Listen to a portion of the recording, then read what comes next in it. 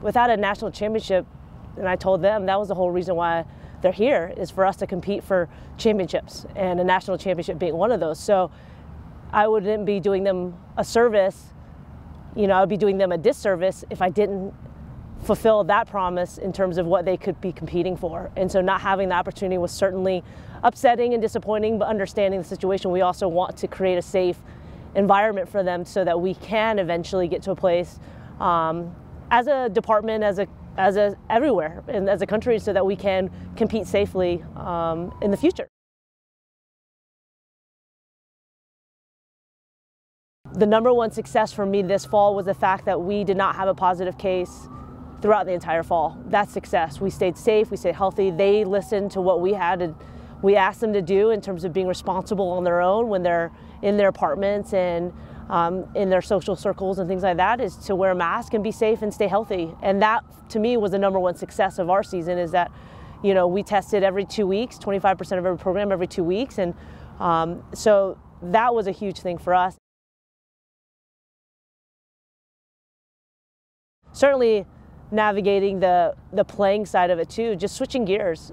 And I've told the players initially going in with one idea and having to switch gears completely to another and prioritize what our focus was going to be so that we could have a productive, enjoyable, competitive fall. And a lot of it was based off of just individuals having the ability to work on themselves a lot, work on their communication, work on their standards, work on their accountability, work on being better teammates, work on focusing a lot on themselves, so that when we come back in the spring that we have the ability to get prepared to compete for a conference championship. We're all competitors, and at the end of the day, we want to play and against somebody that's not on our own team. We've been beating up on each other this whole fall, and I think the one thing is that I'm really excited, and as a competitor and they're excited, is that we can play somebody else. We did a COVID Cup, which is sort of goes off of our rowdy games that we typically do in a spring off season. But again, it's something that they could grasp onto that was competitive for each other. So they were split up into 5 teams, and we did everything that was soccer related, non-soccer related, community service.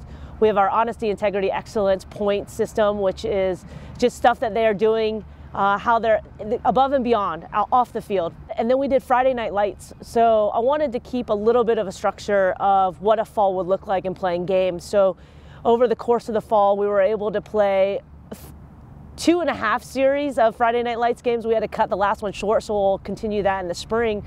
It's a red and blue game, and we just drafted teams. In the last one, they were able to draft their team, and we were able to play under the lights on Fridays and have a little bit of an environment of a game-like environment, which was really fun.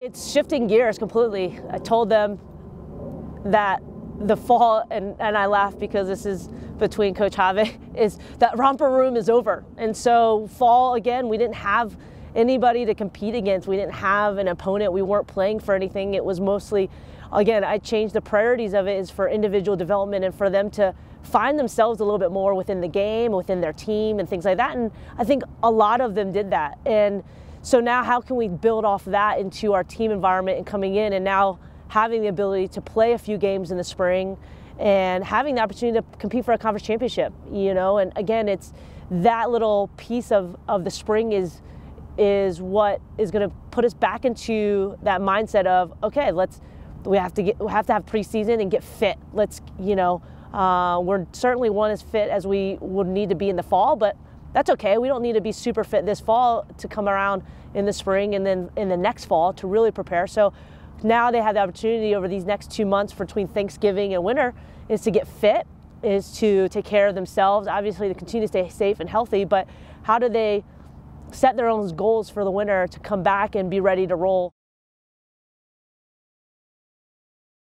It's going to look a little different. The conference, the RMAC, has split up the conference into 2 divisions, so the Rocky and the Mountain. So right now we have 6 matches scheduled on there. Again, you never know what's going to happen, what this is going to look like. I'm optimistic and I'm hopeful, and I truly believe that things seem to be getting to a place where hopefully we'll get into a rhythm that we can play. But again, we we're in Colorado in March, in May, April, May, you never know how much snow is going to come.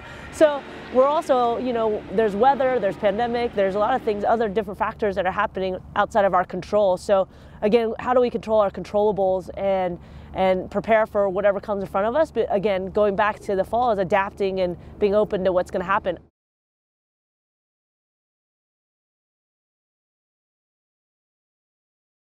Certainly we had that conversation, and I hope that they continue to realize what a privilege it is to be doing what they're doing, an opportunity that they can be grateful for. And certainly, you know, it's not easy. It hasn't been easy. It's been tough, but I always say that they're going to come out of this tougher than they realize if they can get through this, and we will come out tougher than we ever realized when we get through this. And I know we will, but again, we have to be there and support each other individually, because everybody's going to ride the pandemic differently, things like that. But certainly, I think if you're not thankful and grateful for this opportunity, then you have to maybe look at yourself in the mirror and reflect again on